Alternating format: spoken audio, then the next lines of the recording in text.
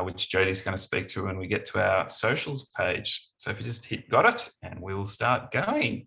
So just to start off, we would like to begin, as always, by acknowledging and paying our respects to the traditional custodians of the different lands on which we are gathered today, both here and in America, where George is.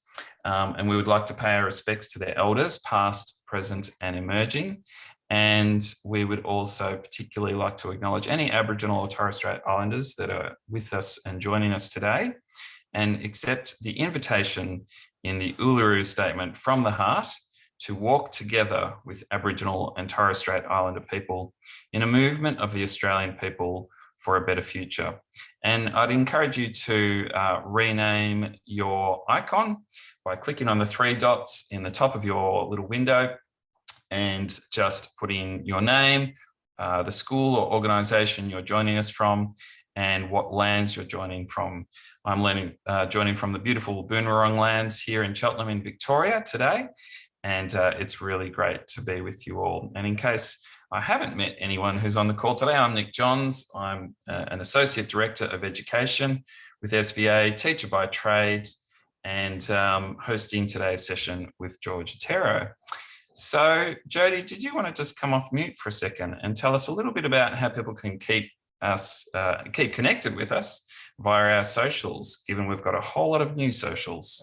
We do, and as the name implies, the connection is all about keeping us connected, and there's a range of different ways we can do that. And obviously social media is a great platform for us to share the good work that you're doing each and every day in your schools. So you can see there on the screen our Twitter handle and our hashtags that we use, our LinkedIn profile and our Facebook groups. We have a closed Facebook group, so that's a great opportunity for us to collectively share resources and have a chat a little bit more privately. We also have an outward-facing Facebook page as well, which would encourage you to follow and to share when we're posting various pieces of information. So, yeah, if you could follow all of those, that would be lovely.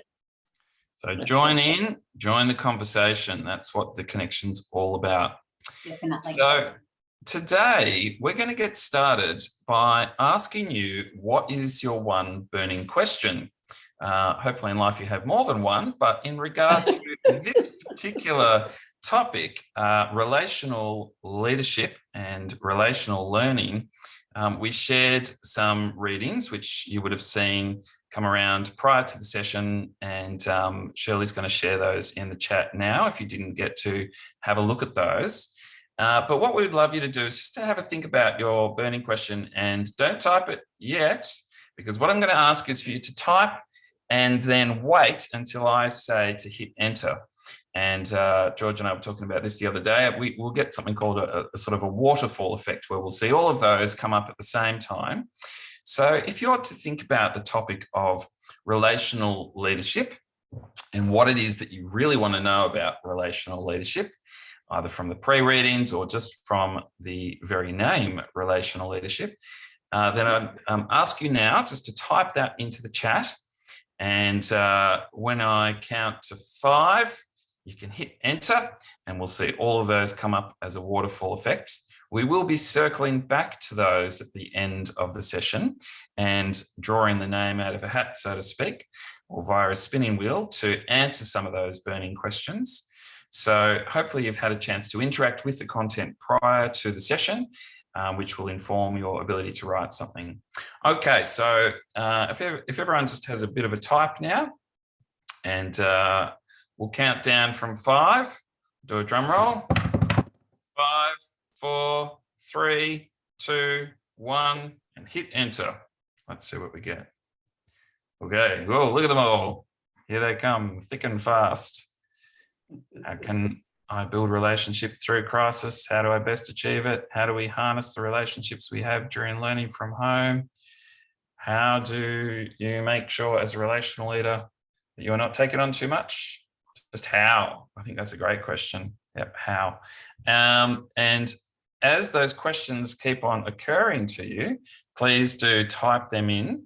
So keep typing them in now, and we're going to record those and circle back to them. And George is going to have an opportunity to answer some of those. Hopefully he'll get to pick yours out. George, we talked about a prize, didn't we, for drawing out number 5? I think you were going to give them a book or something. Is that right? Yeah. We will have one sent to the third one we draw out, so that it doesn't sound pejorative. So keep entering your burning question. Brilliant. And we've already heard George talking this morning, for anyone that's been with us for the last little while. But here is who George is, a bit more about George. I'm sure you're a lot more than this. But in terms of your bio, Dr. George Otero is a renowned international educator, author and consultant. He leads the Center for Relational Learning in New Mexico. There is the website there. And if someone wants to drop that into the chat, that'd be brilliant, so people can check it out if they should choose to. He's worked for over 40 years developing an approach to learning and leadership that values, above all else, genuine relationships. George has worked extensively with schools in Australia over many years and having a really profound impact on the relationships created in schools and the community right across multiple states, I know. And George, you can update us in a minute about where that's been. And as a provocateur for TLG1 this year, our first thought leadership gathering for the year, George spoke passionately about relationships first, how to create the way you relate and educate. And attendees at that really were highly engaged with the content and found it very useful and said that it would inform their work as a school leader. And in fact, George got one of the highest ratings we've had for a speaker at a TLG in the years since I've been coming along to these events. So we thought it would be great to have him speak to our wider school cohort through our alumni. So George, you and I now are going to have a bit of a fireside chat, aren't we? So any of you out there, you can imagine yourself sitting somewhere by a warm fire, depending on the temperature of where you are. That might or might not be appealing. And just have a bit of a yarn, aren't we, about all things relational learning and how we got to know each other and these sorts of things. So what I might ask now is if, Shirley, if you could kindly spotlight the two of us, then we will start having a chat. So, George, I guess where to start? It'd be great just to let everyone on the call know, first of all, how we got to know each other and how things kicked off. And one of my reflections, we were talking about this the other day, is that I've noticed that since listening to you earlier in the year, I'm someone who does have a fairly relational approach when I'm talking to people and working through problems and so forth. But I've noticed that I have moved much more towards a position of putting relationships first in every interaction. And then, if you will, kind of quote unquote, worrying about the business outcomes or the outputs or whatever after that relational connection has been made. That's great. Yeah. And so, what are your reflections about how we kind of connected at first and how you've come to connect with the connection and with these school leaders? Well, I love this chatting process. It seems that almost all relationships are grounded in conversation. So the indication that you're a relational leader is the context you're in, and then noticing, are you valuing the conversation itself more than the task or topic at hand?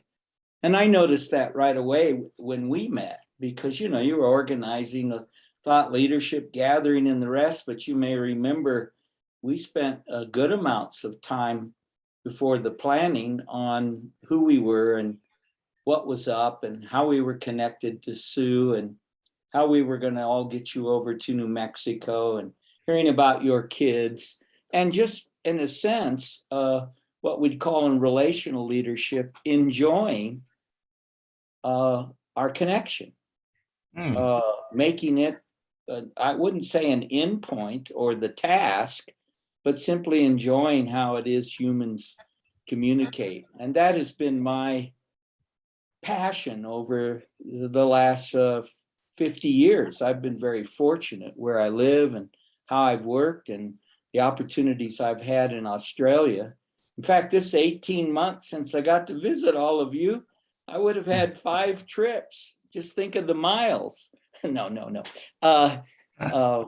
As you look at things. So it's that contact we've had that then informs the work, and it deepens the quality of the work, right? I felt more connected to what you were doing than if I was just complying to what had to be done. I mean, it meant something to me. So that's a quick summary about the power of a relationship. And you probably feel as in the chats how much, I mean, you mentioned it earlier this week, how much we look forward to seeing each other. And 3 times this week. I mean, actually looking forward to a Zoom meeting to plan something. I don't know what's wrong with us. I know, it's pretty unusual, isn't it? And George, what's your reflections around the impact that COVID has had on this approach, where you're putting relationships at the very fore and at the center of everything that you're doing? Well, it's had a number of impacts on me. One I mentioned earlier, for 18 months, my entire work was in Australia. So obviously the first impact was, wow, I don't have a job. And the second impact there was personal, being at home and rethinking who I was at this age and time, when I didn't have the kinds of meetings, the food, the people to talk to, the routines that, quote, so many people want to get back to. And those may all serve, but they weren't there for me. And I created a brand new routine that pretty much saved my life in many regards, which was having a talk every day, a check-in with my oldest daughter, who's a principal of an indigenous school in Portland, Oregon. And she also accepted the invitation. That's how it works. I mean, it wasn't just me. It was, maybe we could connect in a way that would keep us going and reduce some of that sense of isolation. So that's, again, one of the themes I'm going to look at with folks right here, is feeling that you can intentionally create the way you relate. Boy, we have done it every single day, 400 and some days. That's something that means something a lot to me, and that's been one of my responses. Well, we'll get into the other responses people put in their questions, which I love. Why is relational leadership so important given the current climate? The current climate begs for a relational leadership focus. That may be too much personal story, but I imagine people could now share quite a few ways of how this time has impacted who they are, how they look at themselves, and how they're living their life. Yeah, and I think that there's something about the impact. I know certainly here in Melbourne, we have the dubious honor of being the most locked down city in the world. There you go. You guys are first in everything all the time. Right. Good to win those prizes. And New South Wales not far behind, I know. No, of course. But then in other states in Australia, very different context. But I think no matter where, it's been a real time of uncertainty, hasn't it? And I was just saying before we started this call, my 7-year-old son was saying today, but he basically can't remember a time before COVID. So, and I would say that even for those of us who are more my age, in their late 40s, I'm struggling to remember a time before COVID. Could be the age, not sure.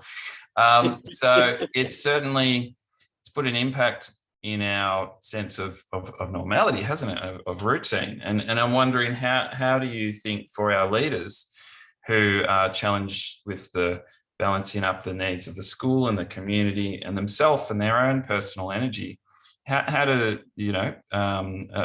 a relational approach play into re-energizing that ability to just get through the day and get through the week and get through the term?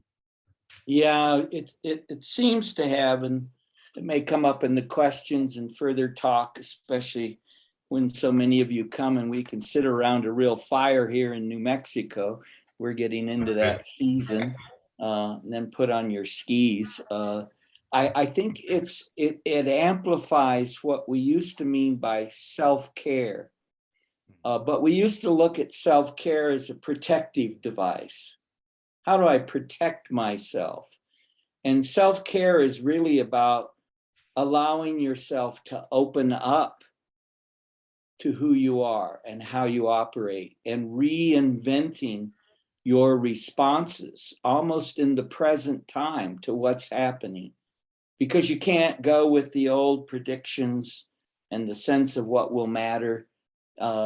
Your own son can't remember what was life like except the obstacle course. You better get out there and build another one, though, just so you can build on that with the positive sense. So people in this area, the key is being present, and being present such a bumper sticker time. That's what we're going to be talking about today. That's the complexity, not complicated, but the complexity of knowing what you're present to, what you want to respond, how you want to and need to respond. I'm going to look at some examples. So when you're in the present, you couldn't be any stronger a relational leader, because who's available? You. You may not know exactly what to do or what it means, but there are ways to be a leader that way. Always makes more difference. I don't know if those are a couple examples. No, that's great. That's great. And I know that you're going to unpack a lot more as we go through the presentation that you're about to give. And then we're going to circle back to some research examples and questions and so forth.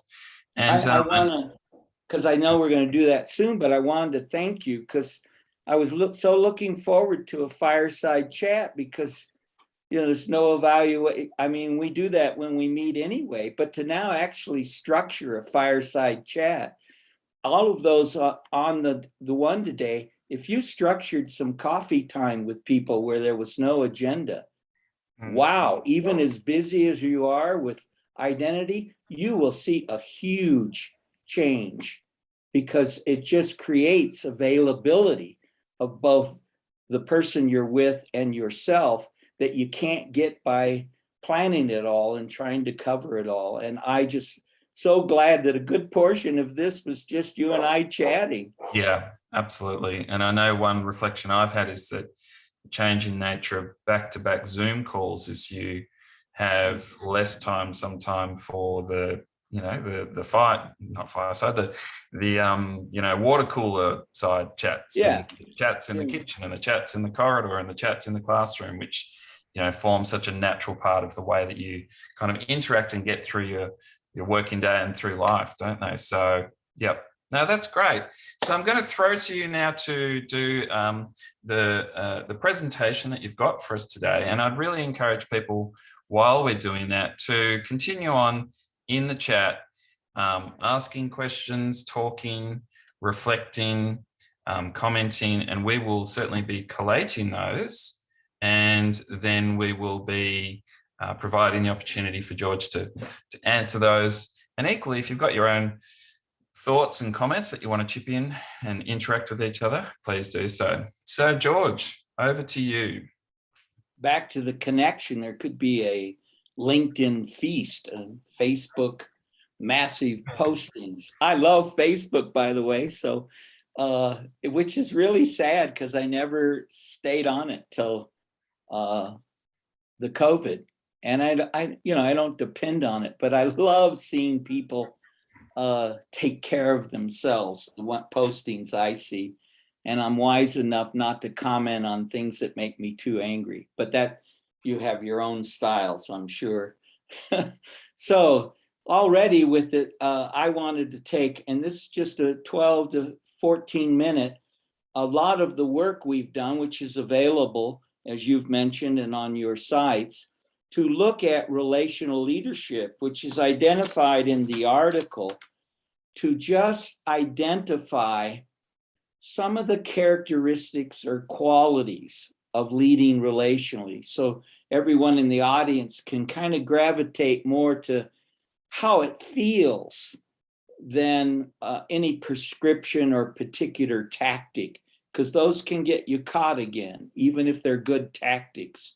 So the first one, and I'll just go through this quickly, and then we've allowed at least that half hour, I hope, to hear from you all and can get into this dialogue, which we hope all of you will come back and visit with two of our spectacular relational leaders here in New Mexico in a couple of weeks. I just think that's so exciting. And then in another year, just all come over here and spend 2 weeks with us, or a week at least. So hopes. If you look at relational leadership, what's your hope? Why pay attention to this? For me, that's the outcome of relational leadership, is an enhanced personal and professional experience. You actually like yourself and like being an educator more. And many of you love it right now. We've mentioned the kind of issues there, but that's what I see as the basic hope of this approach. So next slide, I think. So in relational leadership, there's what relational leaders do is they explore, and notice the term here, how to coach self and others. Not train, but how to coach yourself and others to develop and support teaching and learning relationships that impact achievement, well-being, and life chances. So as a relational leader in education, we have, in that sense, a focus, a profound, sacred focus, in my estimation. Every culture at every period of life has people who explore how to coach themselves and others. Next, I have to be, you keep with me. This is the key to relational leadership for those who are listening, and I think you're going to make these slides available, and I'm sure you will. Relational leadership follows a theory of change that is not often practiced. It's a big shift. We want to move, and this is from John Carter, who's, some people had asked on pre-questions about, is there anybody focusing on this who's done great research? Yeah, read John Carter, The Heart of Change. That it applies to every situation. He simply says, we really want to move in our leadership and in our interactions with others from analyze, think, change.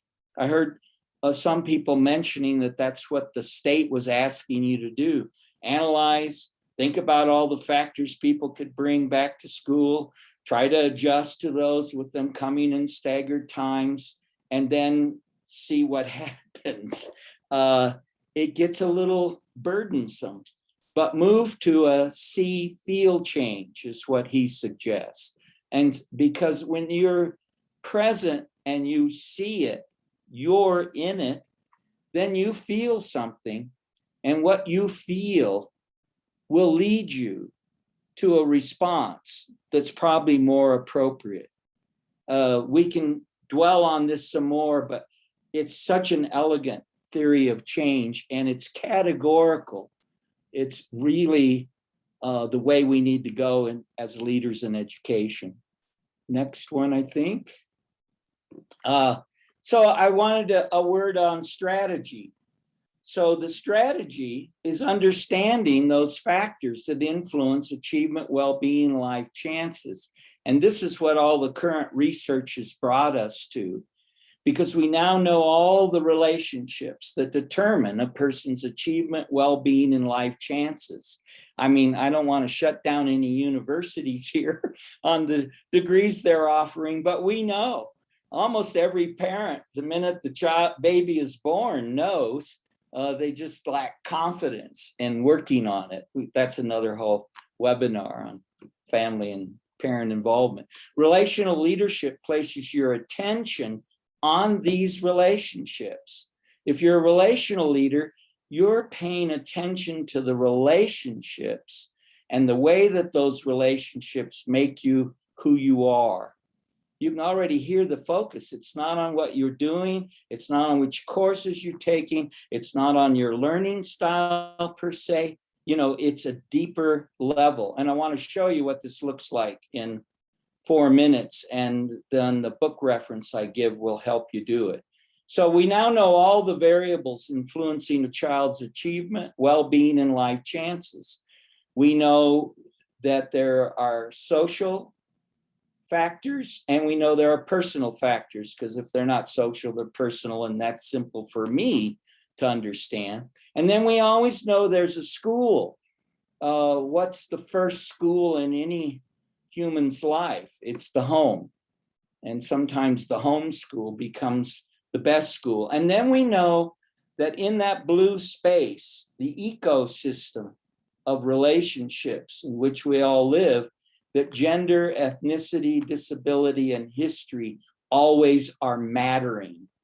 The minute you say one of them doesn't matter, it's a red flag for you to examine why am I not allowing that factor to have influence. Next slide. I'm going through these very quickly, but you can read and look at this more deeply. So the research is very clear. There are 4 identifiable social factors, and there are 4 identifiable personal factors that we now know. You study this all the time. You work on it with your students and staffs. It comes up all the time.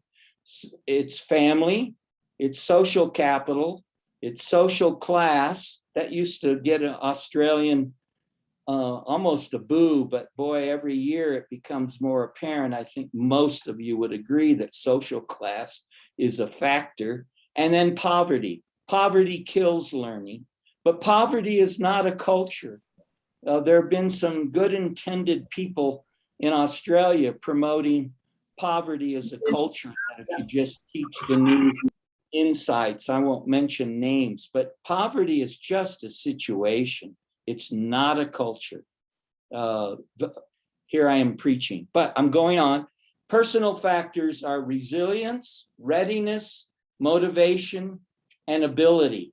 I've been working with a number of people now who understand as relational leaders that they're spending about 80% of their time on readiness and the rest on resilience, which seems to be producing naturally the motivation and tapping the ability, for example. You can work on these 8 all the time. Next slide shows you what percentage influence these relationships have.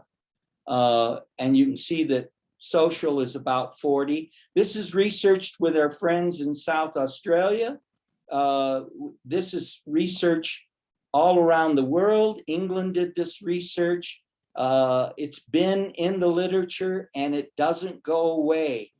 Almost 80% of the factors, the relationships that matter, are outside the school. So many teachers and educators, those of you who are worried about teachers who have to come back, I'm rambling on a bit, but just tell them, well, they're only 20% of the influence. They ought to just take a break. Now, I know we can talk about this. I'm not trying to be whatever it be, pedantic or discounting there, but it is the research-based fact. So the red lines we've diagrammed, and what relational leaders do is they, at the school level, like yourself, try to expand the dotted red and move it into more of the social and personal. And you're hearing that with social emotional learning programs, the fact we're trying to respond. But when we do it as though the school needs to control and manage it, you're all hearing what happens. Everybody just gets overloaded, especially with COVID and other factors. Let's move on. That was pretty good for me, but I wanted to leave that the relational leader understands that all learning, all relationships move through 4 phases. It's developmental. You don't just start out. We call it involvement or recognition. That's called the first date, and it may be the last date. but we all meet each other. And then something might click, something attunes, something sings, something leaves an image. Learning names of people, which is hard for me, sometimes comes when I hear quickly a story or an achievement they have, and I can make that connection.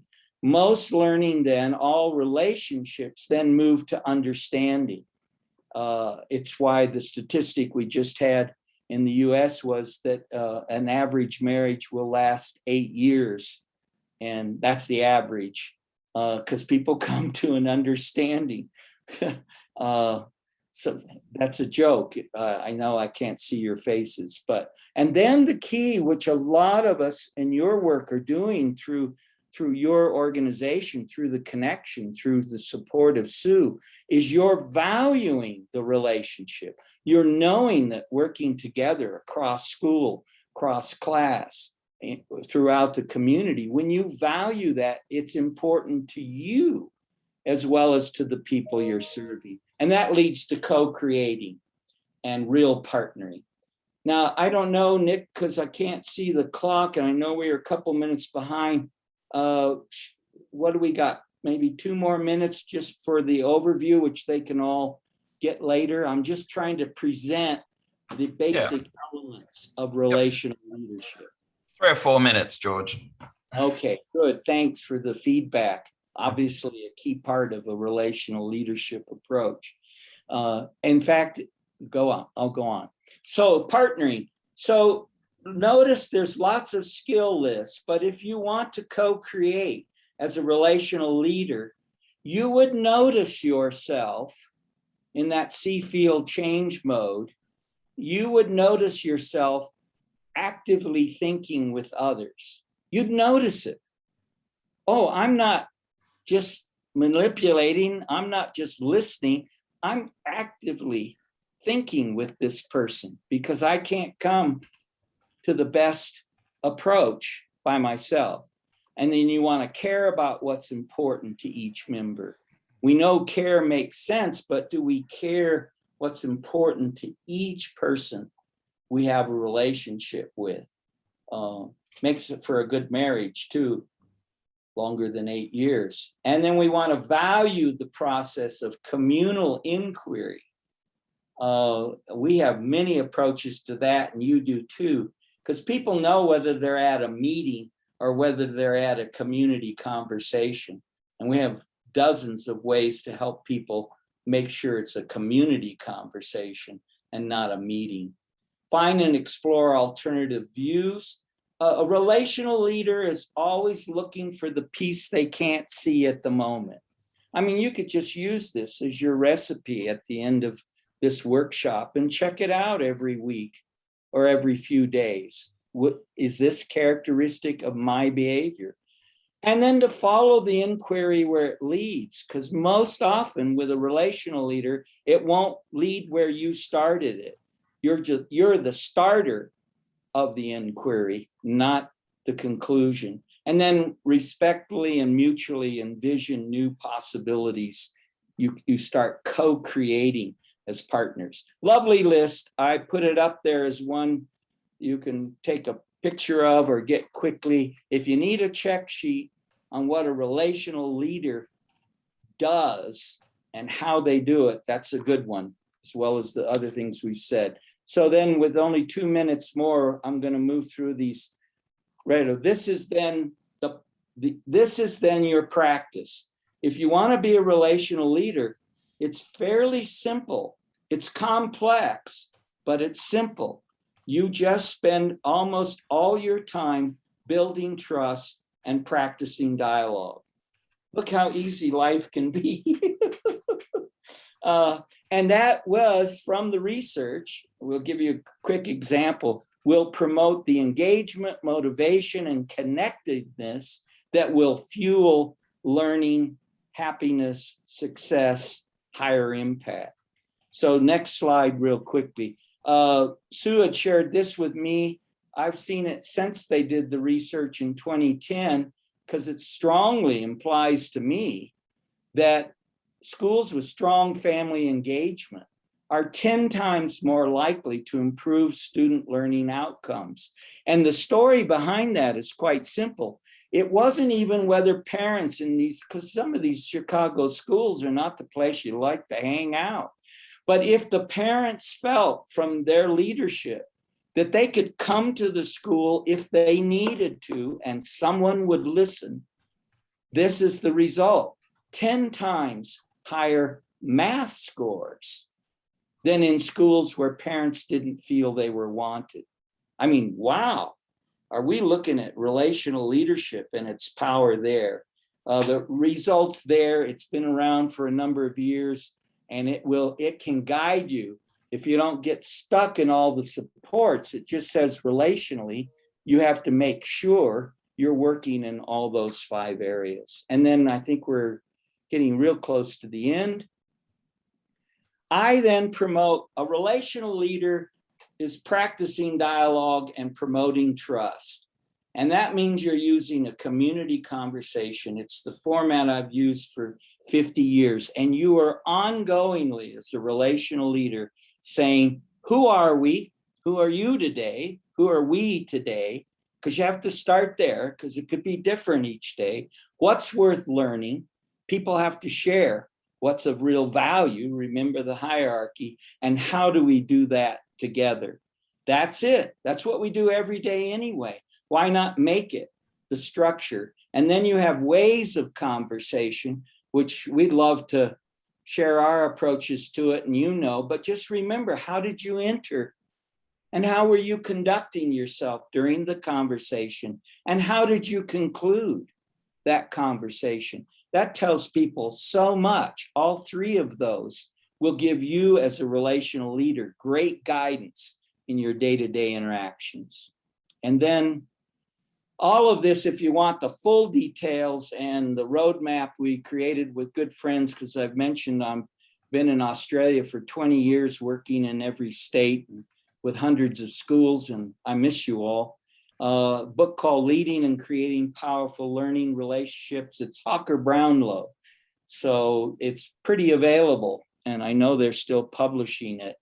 And that goes into depth on all the things I've talked about a little bit more. So it might be useful to folks.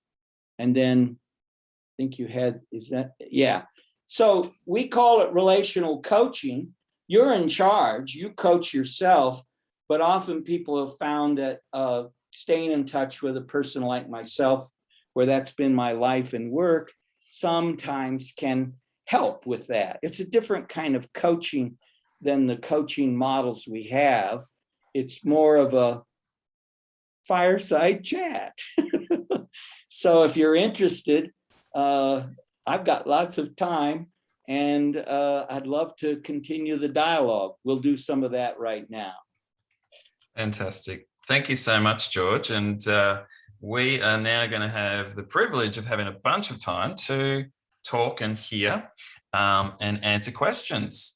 So Shirley, our wonderful new admin superstar on the team, who joined us around about a month ago, has created a little wheel of fortune, wheel of questioning fortune, where everyone who has asked a question, one of the burning questions at the start, has been entered onto this. So if we could spin that wheel, please, Shirley. Drum roll.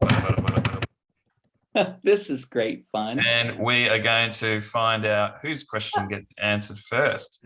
Don't forget, number 3 gets a prize. Woohoo, we've got Stella. So which was, now we've got to do a bit more tech wizardry. Oh, hang on, now it's on Aaron, it just rolled. Now, Aaron, I'm going to say it stopped on Stella, because that's just right on the line. Let's go to Stella's question. Okay, Stella, we got how, which is a great broad frame of a question. Stella, if you're on the call, would you be happy to come off mute and expand on how for us? Okay, so hi everyone. And just introduce yourself as well, please, Stella.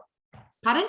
If you could just introduce where you're from, that'd be great. So my name is Stella Crallinger, and I am from Ingleburn High School in Sydney, New South Wales. We have just currently come out of lockdown, so I'm sorry to you, Nick, who is still in lockdown in Melbourne. We do feel for you all over there. It's tough time for everyone. Yeah. Mm. Your question. Yep. Yeah, my question was how. So I'm a relieving deputy at Ingleburn High School, and this year obviously has been very difficult, and also, you know, part of last year, and how to you know, make those relational connections and lead that way.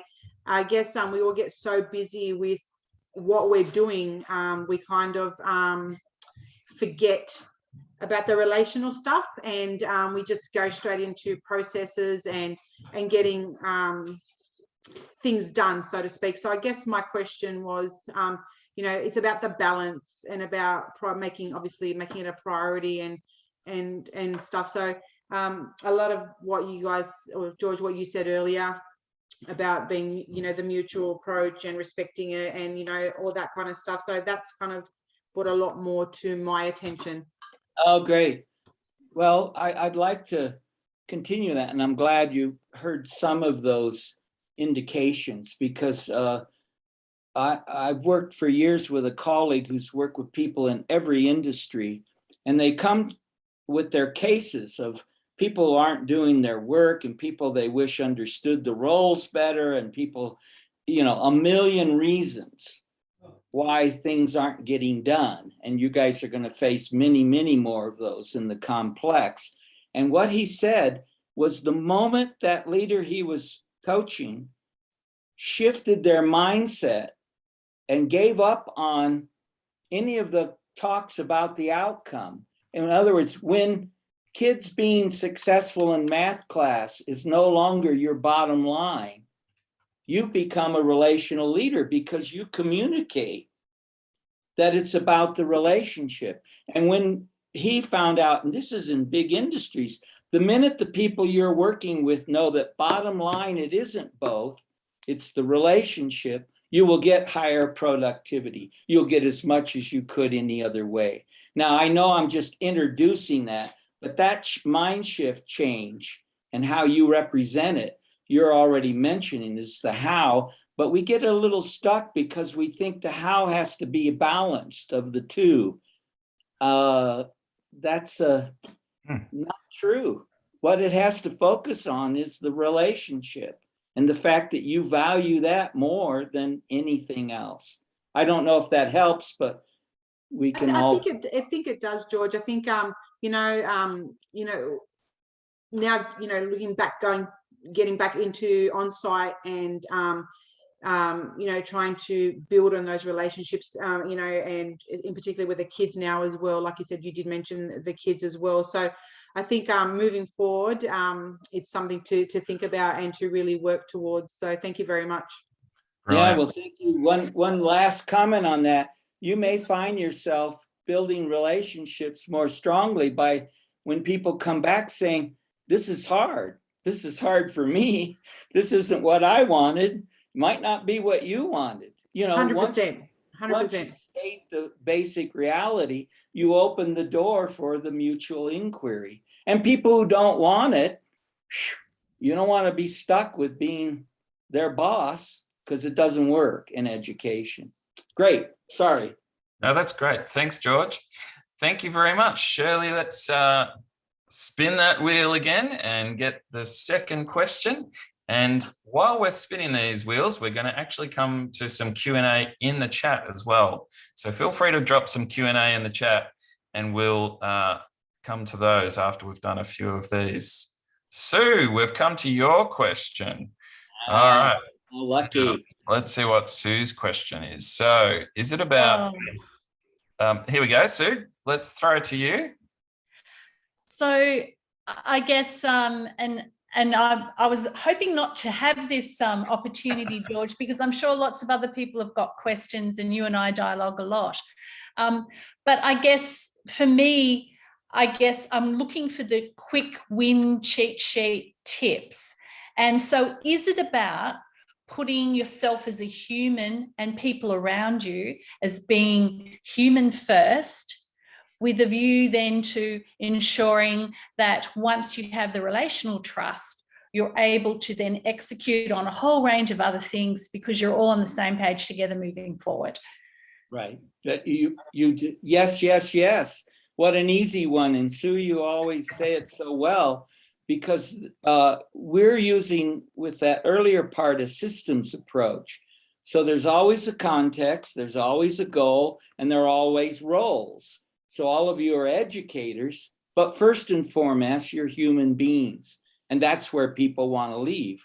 Every baby teaches us that if we let them instruct us and each other. So yes, human, person first, role second. Perfect.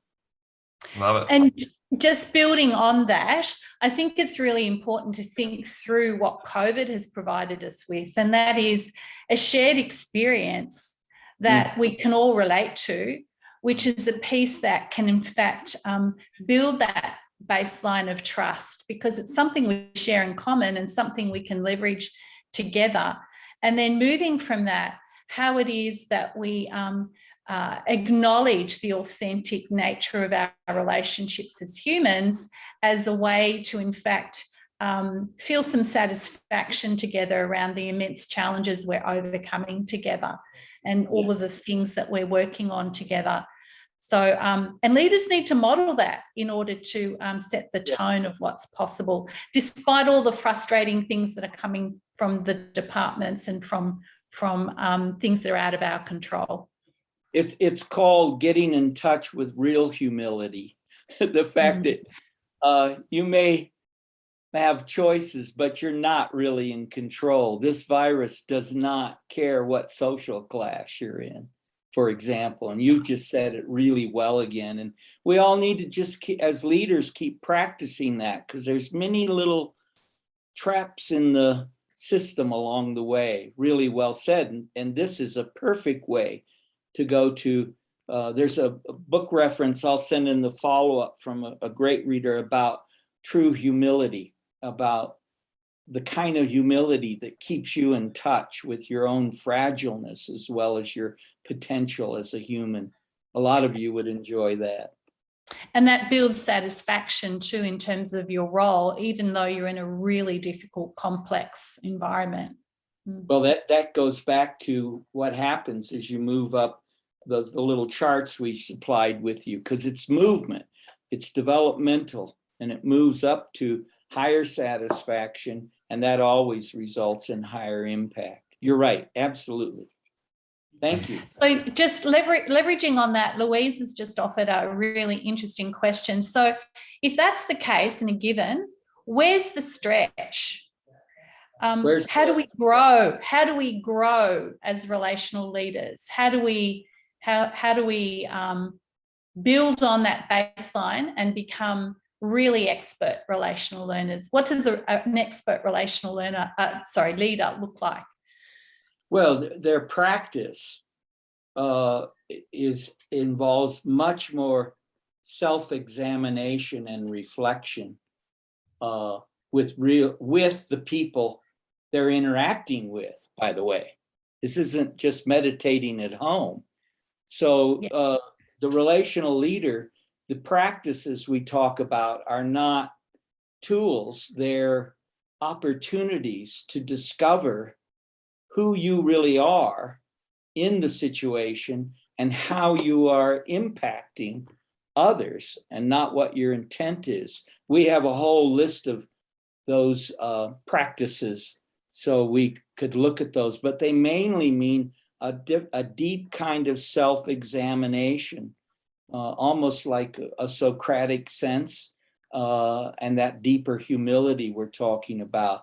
And that leaves you not bothered in the same way when things don't go right. People begin to trust they can help you. Yeah, so you become a vulnerable person and a real authentic person. Absolutely. Yeah. And the word is authentic. Bill George and the work on it, any of you can just Google authentic leadership and you'll have the steps to follow right away.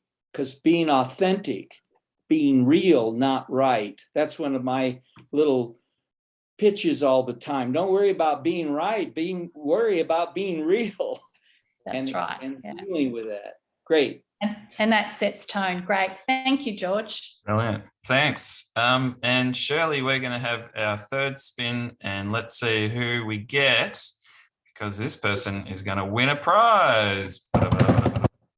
Georgina. So, Georgina, if you would like to come off chat and come off mute and read out to us, or reframe your question, your burning question, which was, well, I'll let you read it out. I can see it there on the screen, but you can tell us what it was. Oh, what do I win for? No. Okay, I'm Georgina from Ingleburn High School, and my question here is, how do we build long-lasting, successful relationships with our school community? So, yeah, it's kind of been the last 2 years where we've stopped and started, because of COVID and, last year's lockdown and this year's lockdown.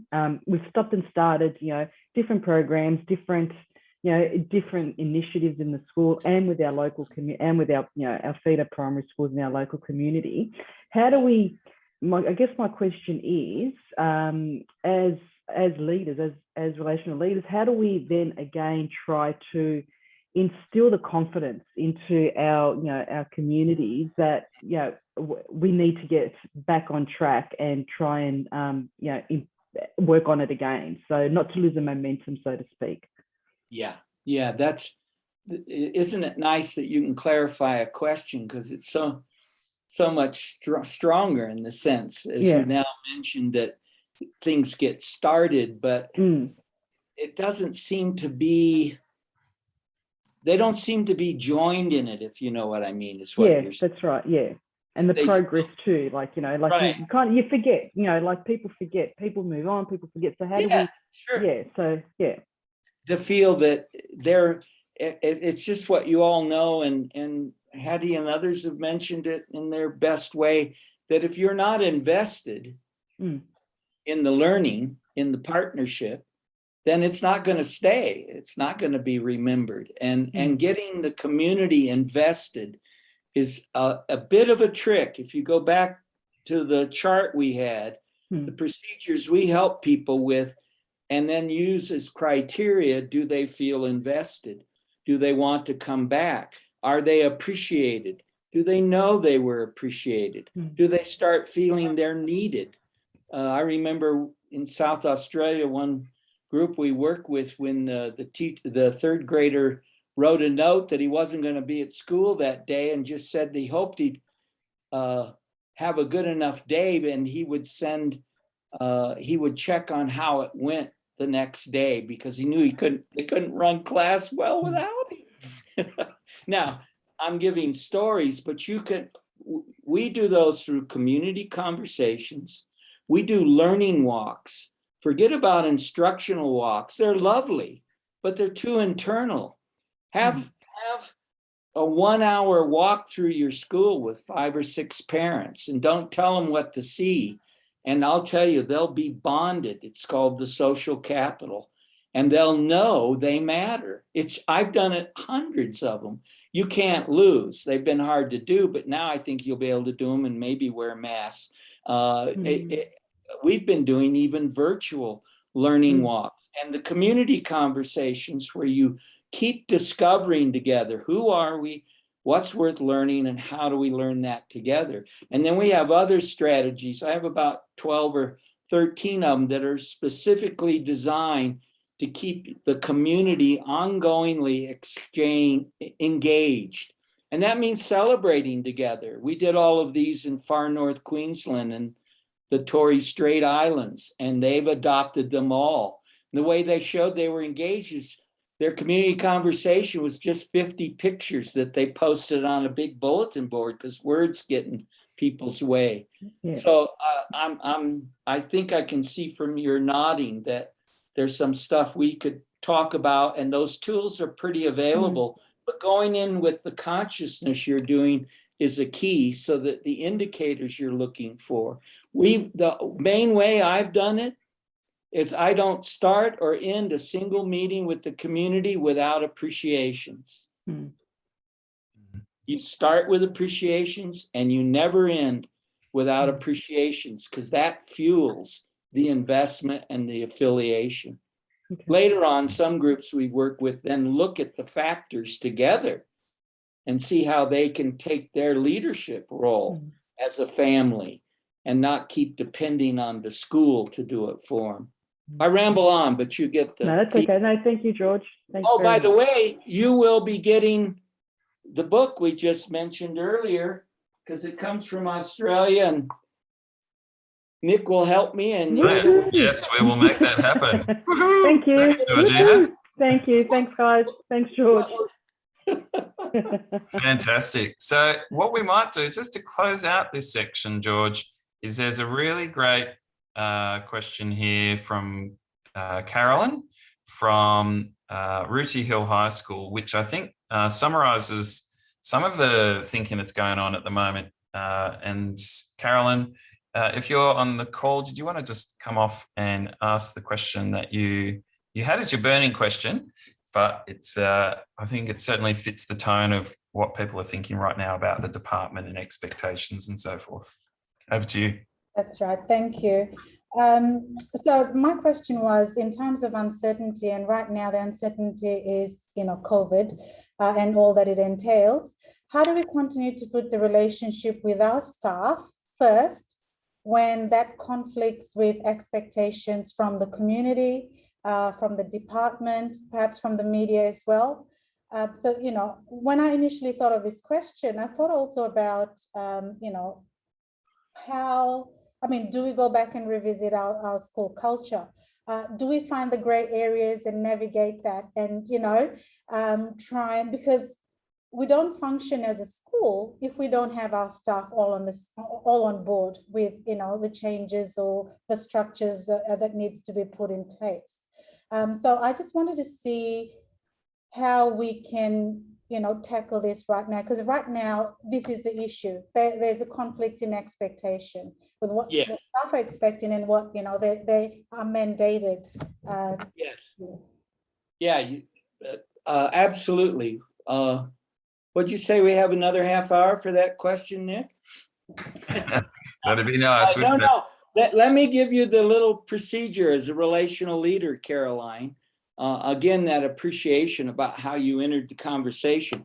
But one of my best leaders in the profession, he's really good, but I can't remember his name at the moment. I apologize. He said the answer to how is yes. So you want to be demonstrating that there's no quick fix. And you gave two areas. You gave the areas you needed to focus on. If you might not remember them, but they were there. You needed to focus on the confusion teachers feel about what are they obligated to do? What are they responsible for? What a new opportunity to re-emphasize as the leader that it's about the relationships. And how have they been doing that? Because I know that's something you, Caroline, in my estimation, would value. So it's in the crack, as my lovely wife Susan says. In the crack are the answers. So you might then get a group of them together and say, how could I know all the pressures you're facing? I just know you're facing more pressures than ever before. Let's list them. Tell me what they are. And we'll figure a way to organize and hit them to avoid that sense that you end up having to be the fix-it person, because that emphasizes what teachers also have to deal with is, the professional term is learned helplessness. And it's not that they're negative. It's just like, well, if you don't help me, what am I going to do? And then they're supposed to help every kid be motivated. So you see what I mean? The answer to how is yes, as a relational leader, and going to the ones you notice are of issue and then inviting them to look at those and then addressing those, admitting the reality. I mean, we could go on with that and you hit some other levels, but your question is so huge because this is the real challenge to education in Australia and the United States and worldwide. We have made ourselves so codependent on what others are supposed to do. How could we claim the real true efficacy of what it means to be an educator to be a human and to be in charge of your choices, not in control, but in charge. You see all the stories about kids who do it. Well, wow, COVID is the opportunity to reset how we look at our profession and who we are.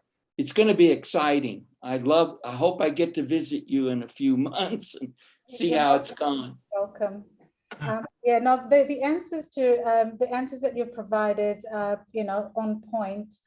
We've thought about, as I said, rather than being like, I'm a deputy principal here, rather than the leaders at the top saying, well, we'll solve everything for you. What we've tried to do is, and this is part of our school culture, is get our executive team, our little leadership teams as well, to kind of think about, what are the issues and what are some ways in which we can manage that, looking at the context within their own faculties or, their own leadership groups as well. So, definitely a lot of things to think about there. So thank you, George. Well, thank you. I can see that will be exciting, because then the things that don't work will be as helpful as the things that do, because people will own it themselves. It'll be their experience. That's what teachers want. They want to feel like it's about them and their work and their passion. Thank you, Caroline. Brilliant. Thank you so much, Carolyn. That was really great. And I think very relevant question right now. So what we're going to move into now is a section of our meeting where I'm going to be connecting with the alumni schools and having a chat with you about where you think we might go next. So we would like to now just say a huge thank you to George for the session. I hope you found it useful and helpful and interesting. And George, what's your number one takeaway for everyone in terms of thinking about this really critical period, whether particularly for anyone in Victoria and New South Wales, students are coming back, parents are coming back in the, in some capacity through the gates or at the front of the gate. What's the number one takeaway, George? Well, I just go for this one, which this group expressed, is use the see, feel, change. Trust yourself, that intuition, because you wouldn't be in education if it wasn't still the core part of who you are. And the relational leadership is just a way to live that way. So we're not getting too confused by curriculum edicts and ways to organize instruction and all those. They're wonderful. They'll always be there. See, feel, change. Be present to it. Reflect on it. And come visit us in New Mexico. That's brilliant. And maybe if everyone can just come off mute for a minute and give George a big round of applause, that'll be amazing. On 3. 1, 2, 3. Hooray! Hey, woo! Well done. Thank you. I hear and feel the appreciation. Thanks. Nick, it's Sue here. Could you mention the plan for the future session? And beautiful segue. Thank you. Great. So what we are doing into the future, first of all, to mention for any of our currently engaged schools, as in anyone that's coming along to all of our TLGs, et cetera, all of the resources from this session will be in the platform by the end of the week. So keep your eyes out for that. And for anyone on the call who's going, what's the platform? You're about to find out, so don't go anywhere.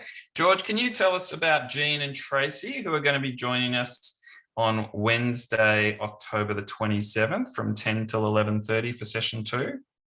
Yeah, this is gratitude again to our conversations and to Sue, who's spent a good part of her life in New Mexico, and the sense of, well, we can do this conceptually, but a webinar, maybe we ought to make sure it involves a fireside chat with some New Mexicans on these issues. Because you can see from my introduction, the way you do this is you coach self and others. You don't get a formula. And so I have identified at the request of SVA 2 master relational leaders here in New Mexico, and they have agreed to join us. And all of you who hopefully can come back, I know some of you may have to work at that scheduling, but life will go on in your schools while you visit us in New Mexico. Jean Saavedra has run 7 or 8 schools. And I'll just tell you his byline, he's now a deputy superintendent. There are 140 schools in the district. And all I remember is every time we brought Australians to visit, he said to his staff, well, wait a minute here. You're all complaining, but he said, this isn't your school. This school belongs to the parents.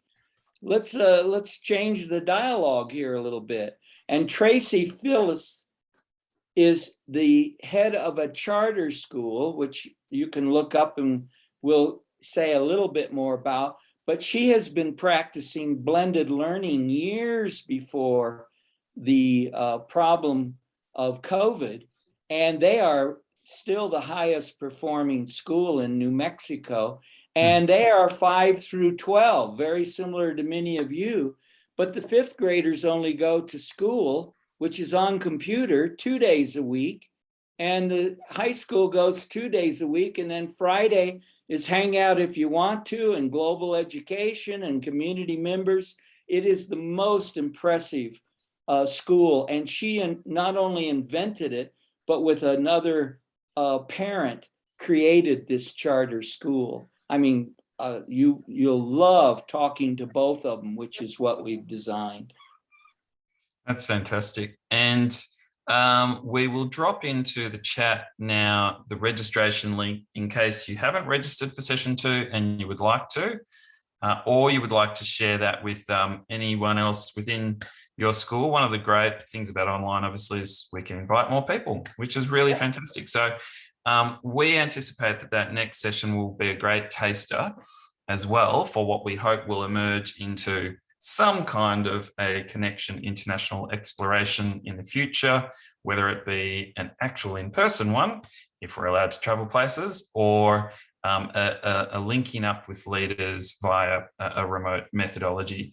So a great opportunity to hear from leaders about how it actually applies on the ground and in quite complex settings. Would that be true to say, George, that the 2 leaders both worked in quite complex settings? Yeah. Yeah, no, yeah, you'll all enjoy them much.